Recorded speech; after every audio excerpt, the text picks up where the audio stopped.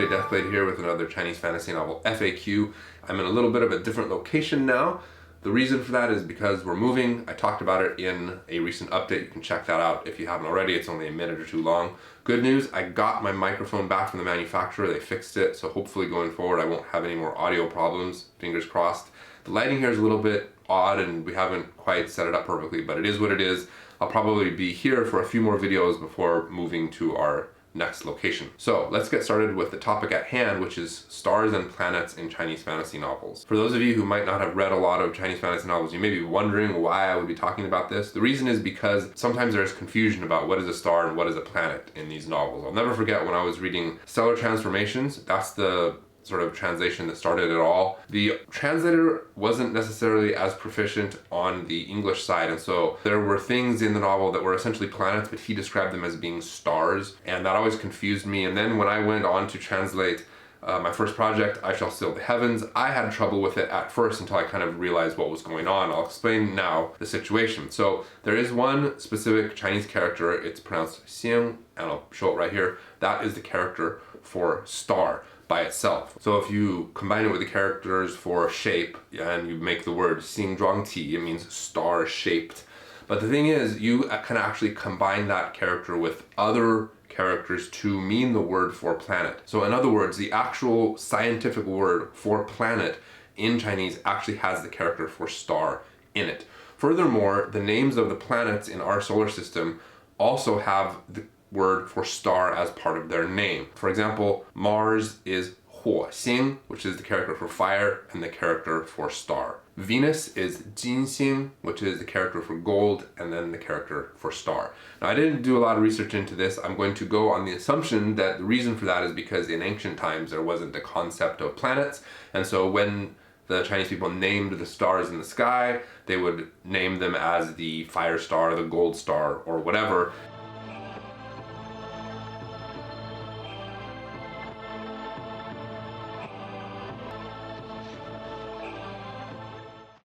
And then those were the names that stuck. Of course, I could be totally wrong on that. That's just my assumption again. But the point is that the names of the planets in our solar system have the character for star in them. And so in the novels as well, a lot of times these planets will have the character for star in them. So for example, in Xianxia the Heavens, there is a planet called South Heaven. It is basically, in Chinese, it would be South Heaven star, but it's obviously not a star. It doesn't shine. There are people that live on it, that has continents and oceans and whatnot. So basically the translators just need to be careful and be aware of what they're talking about, because sometimes adding that character for star after another Chinese character will still refer to a star or stars. So usually you have to be able to tell from context whether what's being talked about is a planet or a star.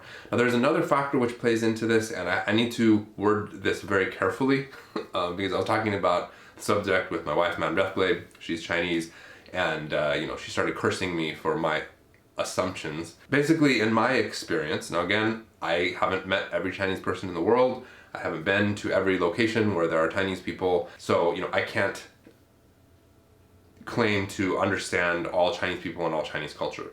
But what I can say is that my experience with the Chinese education system and in conversing with average Chinese people, I feel like there's a much lower awareness of things related to planets, stars, and whatnot in terms of the scientific aspect. So I used to be a teacher, and whether it was at the college level or at the young kid level, I many times had to do Google searches and pull up Chinese explanations to talk about the difference between things like stars, planets, suns, moons, satellites, comets, because almost all of those things have the character for star in them. For example, when I was teaching, I taught the equivalent of everything from preschool to first grade, second grade, those grade levels, and we were using American teaching material. Now, those very low grade levels, as low as grade 1, talk about things like planets, suns, moons, and whatnot. When I got to those parts in the book, I would have to take time to explain it to my Chinese co-teacher. So my Chinese co-teacher would be someone who was a college graduate and spoke English,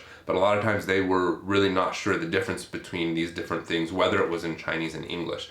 So whether you're talking about the readers or the authors of the novels, I think it's safe to assume that many of them do not have a scientific background and therefore are not necessarily going to have a deep understanding of those things themselves. Now that doesn't mean that they don't talk about these things in school. Like Madame Deathblade pointed out that she had studied it when she was in school and that it was on the test, but then as soon as you take the test, you don't need that stuff anymore, and so they just kind of put it in the back of their mind and maybe forget about it. Furthermore, the culture in China, historically speaking, by historically I mean over the past several decades, has not been one in which, science fiction and fantasy novels are super mainstream the way it is in the United States or other Western countries. In the West, things like Star Trek, Star Wars, conventions are part of the culture and have been for a long time. Not so in Chinese. So there's definitely less of an understanding about that. And so this was kind of a short video. I've seen this subject come up a lot, so I wanted to address it and explain why sometimes there's confusion between stars and planets. Even for me,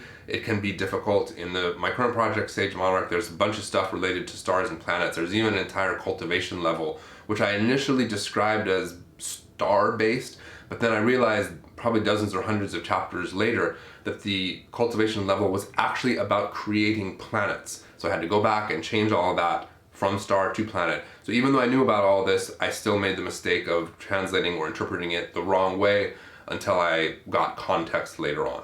So that's it. If you enjoy this content, please do like and subscribe. You can support the channel by Patreon if you'd like. In fact, this entire video was the voted topic by patrons on Patreon. Not every single video gets voted on. Sometimes I have ones that I slip in there, but most of the time, at least 2 or 3 times a month, I try to have a topic that patrons can vote on.